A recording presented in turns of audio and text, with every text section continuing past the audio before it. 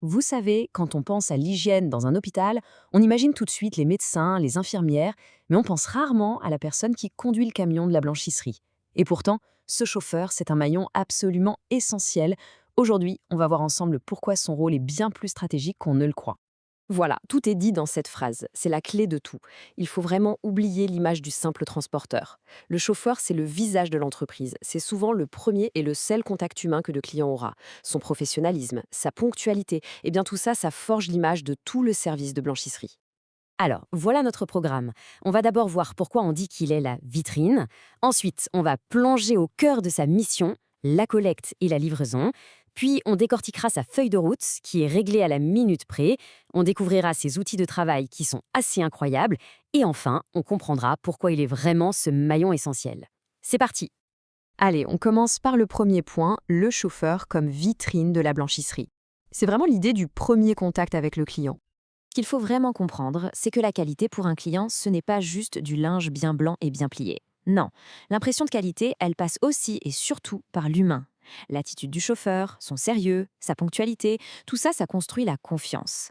En fait, sur le terrain, c'est lui, l'ambassadeur de la qualité et de la fiabilité. Bon, alors concrètement, sa mission, c'est quoi? Attention, on est bien au-delà de simples allers-retours. On est vraiment au cœur de tout le processus logistique. Sa mission principale, ce n'est pas juste de livrer des trucs, c'est de garantir un flux qui doit être continu, sans interruption et surtout parfaitement hygiénique. C'est un peu comme un balai logistique. Le propre arrive, le sale repart, sans que la chaîne de l'hygiène ne soit jamais rompue. Alors, une journée type, ça ressemble à quoi? Eh bien, ça tourne autour de ces 4 grandes étapes. D'abord, il collecte le linge sale chez les différents clients. Ensuite, il charge les commandes de linge propre qui ont été préparées. Puis, il part livrer ce linge propre. Et enfin, il récupère les chariots vides pour que tout le cycle puisse recommencer le lendemain. C'est une mécanique de précision. Et attention, hein, il ne prend pas juste des sacs au hasard. Regardez un peu ça. Chaque couleur de sac correspond à un type de linge bien spécifique. Le gris et blanc pour les tenues de soins, le jaune pour le matériel de nettoyage, le bleu pour le bloc opératoire. C'est un code hyper important pour la suite du traitement et pour éviter toute contamination. Son contrôle qualité commence dès la collecte.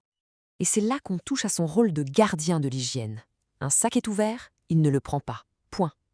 Et ce n'est pas juste une règle bête et méchante, c'est le premier rempart contre la contamination. En refusant un sac ouvert, il protège toute la chaîne, depuis le point de départ jusqu'à la blanchisserie. C'est une énorme responsabilité. Maintenant, parlons de l'organisation de tout ce balai. Tout repose sur une chose, la feuille de route. Et là, les deux mots d'ordre, c'est précision et ponctualité. Jetez un œil à cet exemple de planning. On voit des départs à 5 heures du matin et des clients très différents, des hôpitaux, un centre de détention, avec des jours de livraison qui varient. La gestion du temps est ultra serrée. Chaque minute est comptée pour s'assurer que chaque service reçoive son linge exactement quand il en a besoin.